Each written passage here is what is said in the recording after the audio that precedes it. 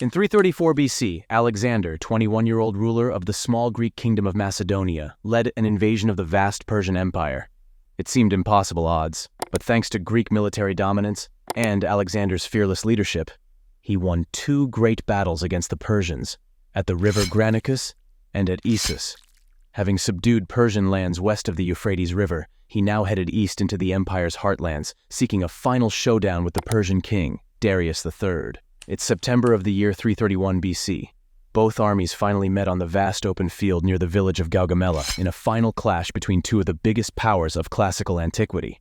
After the successful subjugation of Tyre and Gaza, the Macedonian army took some time to regenerate in the rich valley of the Nile. The Egyptian satrap didn't try to oppose Alexander, as the Macedonian was seen as a liberator rather than an invader, since Egypt wasn't the most loyal of Persian provinces. After the crushing defeat near Issus, Persian King Darius changed his approach and tried to stop Alexander's extraordinary conquest by using diplomacy. Yet the Macedonian king refused Darius's increasingly generous terms thrice, and with winter passing by, he started to draw the plans for the upcoming Babylonian campaign. With all preparations completed, the refreshed and decently supplied Macedonian force marched out back to Phoenicia in the beginning of April, heading to the inland of the Persian Empire. As his troops were about to cross the Tigris River, he received scout reports that Persian King Darius had gathered another huge army and was preparing for a decisive encounter with the Macedonians. It's worth noting that Alexander paid significant attention to the often overlooked logistical part of his conquests. Maintaining such a considerable force in excellent shape for many years far away from home required exceptional planning and stellar management. For as long as it was possible, the Macedonian army stuck to the coast and utilized the fleet to take care of provisions. Darius was well informed of the Greek movement, and by the time Alexander crossed the Euphrates, the new Persian army was being assembled. The King of Kings expected the Macedonians to march along the river, straight to Babylon, and decided to use scorched earth tactics by ordering the plunder of the Euphrates Valley. Thriving cities lying close to the river were decently defended, making supply gathering quite challenging, so Alexander chose a northern route instead, which although longer had rural settlements that offered easy access to food and water. Upon hearing the unexpected news, Darius instantly departed Babylon heading north, along the east bank of the Tigris River. He appointed a strong mounted unit under Macedonia, governor of Babylon, to guard the northern crossings of the Tigris and plunder its east bank to hinder the Macedonian march. But Macedonia failed to challenge the Greeks during the crossing, and in the middle of September, Alexander reached the east side of the river. Darius knew that the encounter was close, so he started to seek a suitable place for the upcoming battle. He set up camp on a wide plain near the village of Gaugamela and began preparations. In the meantime, Alexander's troops caught a Persian scouting party and found out that Darius was camping 30 kilometers to the east. The Macedonian king quickly dispatched his own scouts and advanced towards the enemy. Camp was set behind a hill about 10 kilometers away from the presumed battlefield, and after a few days of rest, on the last days of September, Alexander departed towards the Persian positions. Receiving news that a great Persian army led by Darius had assembled at Gaugamela, near modern Mosul in Iraq, he made straight for it. This was Darius's last chance to stop Alexander, and Alexander's chance to smash Persian power once and for all. Even though he was highly prepared, Darius was under constant threat of sudden Greek attack, even at night, so his troops had to maintain readiness for battle. Of course, Darius had superior numbers, plenty of solid cavalry and suitable terrain, but his army could do nothing but wait for the Macedonians to make the first move, as storming the ridge was not a viable option. The sun slowly set on the horizon, while Alexander discussed the upcoming battle with his officers. It is said that his second-in-command, Parmenion, advised a night attack in order to catch Persians off guard, but Alexander turned down this idea as too risky.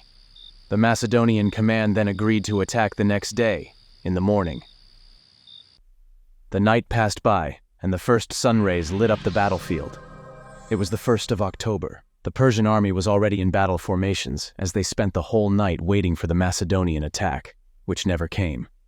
Darius efficiently used the manpower of his vast empire. Up to 100,000 men were gathered to fight for their king. 10,000 of the professional immortal infantry, together with a few thousand Greek mercenaries, formed the core of the Persian center. But the real power of Darius's army was positioned on the flanks. More than 30,000 fine cavalrymen from various Persian satrapies posed a serious threat. especially on such a wide and level battlefield. Darius also had a few hundred Indian scythed chariots, and even 15 elephants, though these animals probably didn't take part in the battle.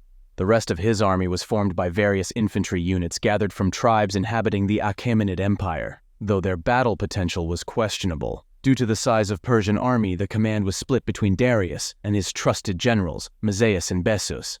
On the other hand, oversleeping Alexander finally awoke, and the refreshed Macedonian army abandoned their position and began their deployment. 40,000 infantrymen and a 7,000-strong cavalry detachment formed a slanted battle line, with the right flank facing the front of the Persian center. To avoid possible encirclement, both flanks were sufficiently reinforced and slightly curved backwards. The Macedonian center was occupied by a disciplined Sarissa phalanx, supported by solid hypaspist units. Cavalry was split between both flanks, Thessalian units on the left and companion cavalry on the right. The second line was occupied by Thracian and Illyrian infantry. Just like in previous battles, the command was split between Alexander and Parmenion. To achieve a flanking advantage, the Macedonian king started to move his line right, but Darius immediately countered by stretching his left flank and matched the opponent's movement. Darius had the battlefield leveled and cleared off any obstacles for more effective chariot use, which is why he wanted to prevent the Macedonians from leaving the prepared ground. The battle began when Alexander led his wing out to the right, a move that took the Persians by surprise. Could Alexander really be trying to encircle their huge army?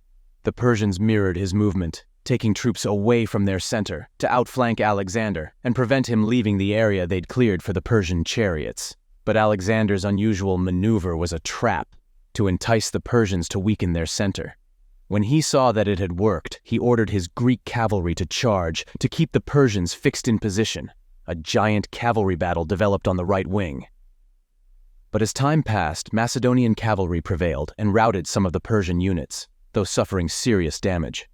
Seeing the trouble on his left, Darius sent all of his scythed chariots to storm the Greek center.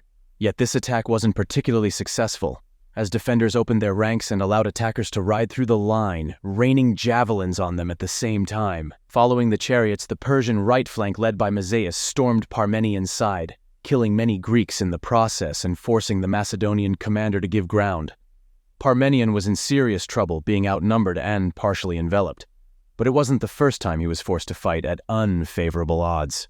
His flank fought bravely and somehow endured the Persian push, though at high cost. It was at this point that Darius noticed that Alexander was moving his flank to the right while Parmenion stayed on the left, creating a gap in the Macedonian center. The Persian king saw this as a weak point and impulsively sent his immortal units to exploit the opening. But this was bait. Doing so exposed Darius's own center. Alexander had waited for such an opportunity. He swiftly moved companion cavalry supported by the remaining units of his flank and struck the Persian center, right where Darius's exposed royal guard stood. Despite the support of the second-line units, the impetus of the Macedonian charge quickly broke the Persian line. The sudden ferocity of Alexander's assault threw the Persians into panic. The center of the army broke and ran, King Darius himself leading the rout. But Alexander's left wing was in serious trouble. Parmenion, facing a huge onslaught by Persian cavalry, was virtually surrounded. Indian and Scythian horsemen had even ridden through a gap in the Greek line. But rather than wheeling and attacking the Greeks from behind, they'd carried straight on to loot their camp. Parmenion sent a desperate appeal to Alexander for help.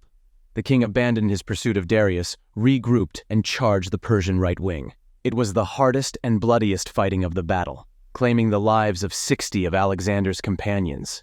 Finally, as news of Darius's flight spread across the battlefield, the last Persian horseman turned and fled. The Battle of Gaugamela was a stunning and complete victory for Alexander. According to ancient sources, he lost just a few hundred men, while the Persians lost thousands. Although Darius managed to escape yet again, complicating Alexander's political plans to crown himself as the king of Persia, Alexander had routed Darius's great army, and now the road to Babylon, the empire's main capital, lay open. The Macedonian king entered the great city in triumph, recognized by Persian officials as its new rightful ruler. At the city of Susa, Alexander ceremonially took his seat upon the royal throne of Persia. In the Zagros Mountains, at a pass known as the Persian Gates, a courageous Persian force held up Alexander's army for a month. The Greeks eventually found a mountain path that bypassed their position, allowing them to encircle and wipe out the defenders. In early 330 BC, Alexander reached Persepolis, the empire's ceremonial capital. Alexander wanted to appear as a liberator to the Persians, as a legitimate successor to King Darius, but now he ordered Persepolis to be pillaged and burnt, retribution for the Persian invasion of Greece and the burning of Athens' sacred temples in 480 BC. Alexander now headed north into Media, where Darius had taken refuge in the royal city of Ecbatana. Alexander was determined to capture Darius, but the fugitive king fled east in the hope of raising a new army in the provinces of Parthia, Bactria, and Sogdia. It was not to be. As Alexander closed in, the Persian king was murdered by one of his own governors, Bessus, who then proclaimed himself the empire's new ruler. Alexander gave orders for Darius to be buried in the royal tombs of Persepolis alongside his ancestors. Then he paused to organize his vast new empire. Alexander appointed viceroys to rule the provinces on his behalf, keeping several Persians, who had sworn loyalty, in their posts. He also allowed Greek troops who wished to return home. Then he resumed his march east. His main goal was to find and kill the usurper Bessus, subjugate the empire's eastern provinces, and reach the far edge of the world.